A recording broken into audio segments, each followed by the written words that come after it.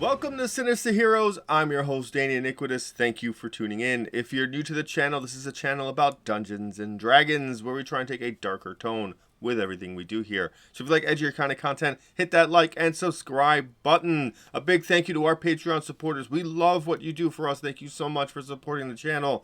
If you're interested in becoming a Patreon supporter, the link is in the description. And anybody that's out there that needs dice bags, ttrpg accessories for your in real life games, check out our good friends at Dice Legion and use the promo code SINISTER. That all out of the way, we're going to jump into this week's video. We're going to talk about the Schifter.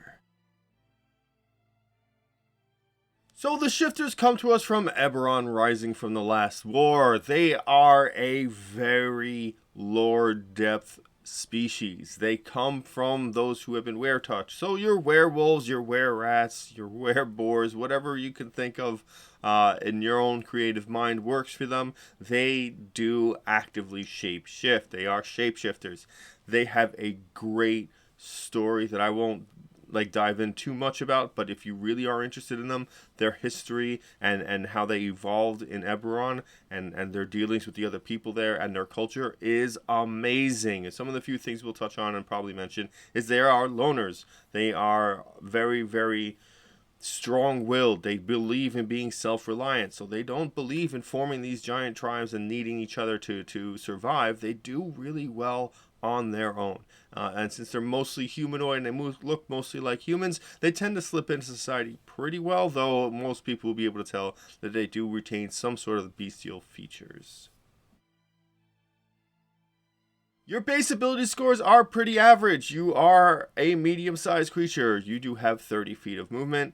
You do have dark vision, and depending on whether or not you're using the Eberron version or the Monsters of the Multiverse version, you either start out with the ability to switch your ability scores how you see fit with the Monsters of the Multiverse version, or if you're using Eberron, you start with a +1 in dexterity, and then dependent on what subspecies you pick, you can then choose that +2 to go wherever you see fit.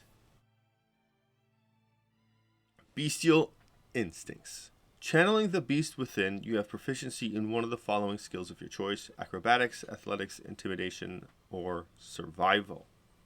If you're using the Monsters of the Multiverse version, this is the version that you get. If you're using Eberron, depending on which subspecies you pick, you would then get a bonus proficiency for it. So make sure to keep that in mind. I think the Monsters of the Multiverse is just a little bit better, so we're mainly going to be sticking with that version, but nothing really changes between them all. Shifting. As a bonus action, you can assume a more bestial appearance. The transformation lasts 1 minute until you die or until you revert to your normal appearance as a bonus action. When you shift, you gain temporary hit points equal to 2 times your proficiency bonus. You can shift a number of times equal to your proficiency bonus, and you regain all expended uses when you finish a long rest. Whenever you shift, you gain additional benefits based on one of the following options, and you choose these options when you select your race. Beast Hide. You gain 1d6 additional temporary hit points. While shifted, you have a +1 bonus to your armor class. Longtooth. When you shift, and as a bonus action on your turns while shifted, you can use your elongated fangs to make an unarmed strike. If you hit with your fangs, you deal piercing damage equal to 1d6 plus your strength modifier, instead of bludgeoning damage for an unarmed strike. Swift Stride. While shifted, your walking speed increases by 10 feet. Additionally, you can move up to 10 feet as a reaction when a creature ends its turn within 5 feet of you. This reactive movement does not provoke opportunity attacks. Wild Hunt. While shifted, you have advantage on wisdom checks, and no creature within 30 feet of you can make an attack roll with advantage against you unless you're incapacitated. This is your dynamic feature as a shifter. You literally do a werewolf transformation. Again, there are a lot of different were species in Dungeons and Dragons, so take your pick. But if you want to be a wererat, you want to just tear your skin out and show yourself to be a mousy, ravenous individual, go for it. It is an awesome thing. It's a bonus action, which is great. It doesn't eat up a lot of your action economy. Dependent on what class you're looking to be, this would be a very, very big change. And it can be very complementary. Beast Hide, that extra 1d6 means you're getting 2 times your proficiency bonus plus 1d6 when you shift as temporary HP, which is great. Even if it's not a huge number, the thing with temporary HP, it's a damage mitigation tool. So if, say you only get 12 HP out of this, say you just happen to roll really high, you now take 12 off of getting hit for 30, which is a bigger difference than just taking the full 30 hit. You know, it does add up. It's always beneficial because it reduces damage coming in.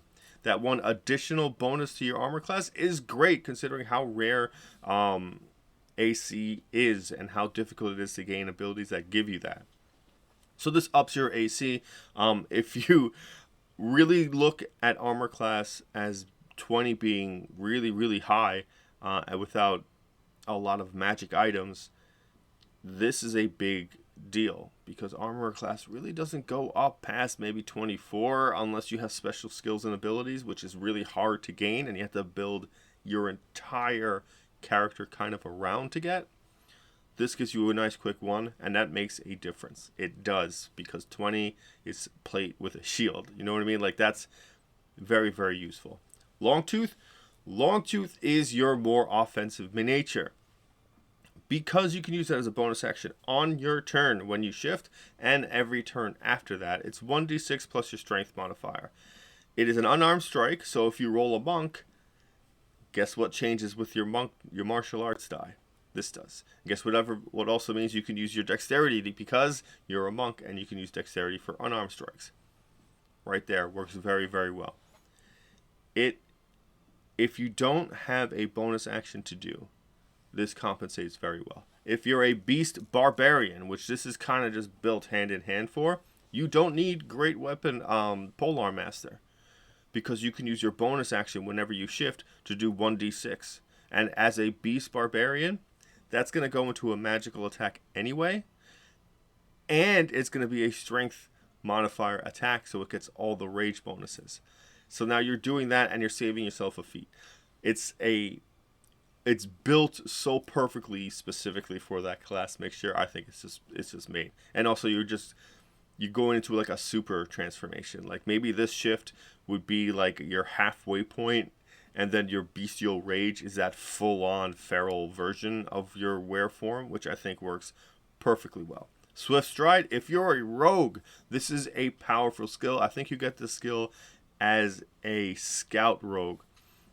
This will help you get out of hairy situations. Something gets close to you, maybe it misses with an attack, boom, use a reaction, move out of that way, and it gives you this great opportunity to maybe avoid getting hit by somebody else, put yourself in a more advantageous so you don't get surrounded, so maybe you can't get hit by all 3 different sides or 4 different sides, and give yourself an exit strategy. It's great. You're going to have to get used to using it because it's a little unusual of a concept, but it's a defensive maneuver that can save you. It can get you out of the way of someone else's AoE. It can push you into a safer distance. It's always good to reposition yourself and to take that moment and look at the battlefield and understand how important positioning is. So when you have an opportunity to switch yourself out, it might be beneficial for you. The Wild Hunt is interesting because it's the only one that you can really use against adventuring as opposed to just combat, because you can use it to give yourself advantage on wisdom checks when you're hunting something. That's kind of really where the name comes from. Your survival goes up, your perception goes up, your insight goes up. So if you're just hanging around, maybe you shift and maybe you do all the insight checks to check and see if somebody's lying to you. Maybe you stand there and just be imposing. There are uses for the Wild Hunt. It particularly isn't my favorite. I obviously go for Longtooth. So incorporating a shifter into your game, there's a couple of things that I think are really, really important. There is a strong importance in self-reliance in their lore. You are supposed to be able to take care of yourself, and you are not supposed to lean onto others. There's also this understanding in their lore that other people don't trust them, because they're shapeshifters. They blame them for wild animal attacks. They blame them for their loved ones missing. There is that negative stigma when they roll into town. That is a great opportunity to carry an edgy character.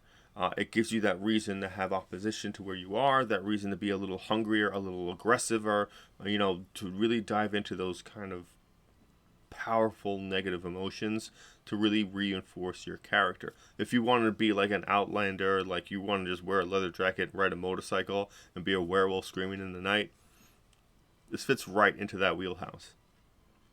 I love the idea of being able to be a werewolf. I love that you can really incorporate that into such a species that has existed and has a longevity of lore to deep dive into and see what happened with them and see how they grew and some of the things that they had to do to survive. Gotta read those Eberron books. But their history is amazing and it's really worth looking into, and it gives you this great understanding for some of the things they feel shame for, some of the things they wish they did right, and how they try and carry themselves after that.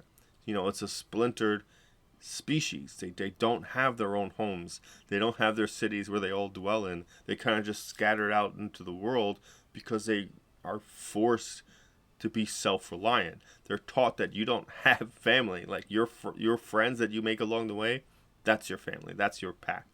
And it's an interesting dichotomy because no other species really does that. Most of the species is us versus them. And very rarely is it just you versus everything.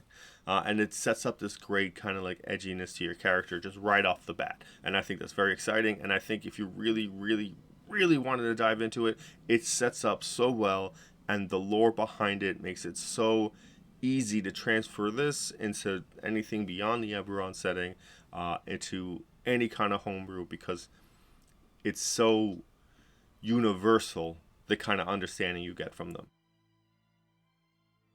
Our final thoughts. The Schifter is incredible. It gives you a lot of different options. It can fit a variety of different needs. If you're a wizard, getting that extra AC and temp HP is a big bonus to you. Same thing with sorcerers. You can be anything that doesn't require melee combat and benefit from Beast Hide. Swift Strider is great for getting in and out and getting a rogue ability as a base ability that you can use a number of times throughout the day. And because it lasts a minute, you can rock that out at least 10 times in combat. Longtooth I just love because if I'm going to be a werewolf, I'm going to bite somebody. It's so thematic. It saves you feats. It works hand in hand with the monk. It makes the barbarian even that much sexier. There's a lot of great reasoning to give yourself a bonus attack that you can really add into everything. Like, Paladins don't get a bonus action attack very often. Great way to add on to that. The fact that their lore is so amazing, and so in depth and so lush is such a pull in, because you can sit there and you can read up on them. You can hear about how they betrayed their other shape-shifting brothers and how they basically sold them out to be killed, and how that hurt them as a community and how they broke down. And how they force you to be just you. Like, it's dark, it's chaotic, it's really just a group of people trying to find their way and messing up and suffering and trying to pull forward, but then standing on their own 2 feet and saying, no, I don't need you to take care of me. I'll take care of me, and pushing forward and just like gritting their teeth and making their sacrifices to do whatever's necessary. There's so much motivation and confidence in this species. It's so great. And they're so dynamic. They can look however you want. They look human with bestial features.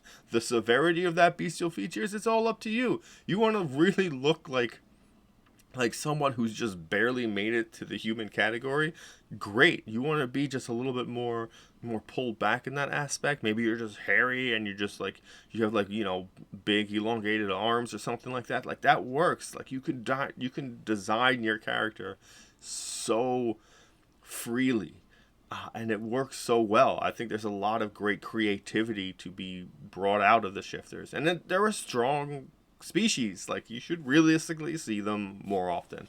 That being said, we're going to bring this video to a close. If you've made it this far, hit that subscribe button. It really means the most to us. It makes this channel go so much further. Thank you so much for all of you that have. Thank you so much to our Patreon supporters. We love you guys. If you're interested in being a Patreon supporter, the link is in the description. Big shout out to our friends at Dice Legion. Again, that promo code is Sinister. It gets you 10% off all of your purchases, so keep using it. And after everything's said and done, thank you for giving a spooky kid a chance.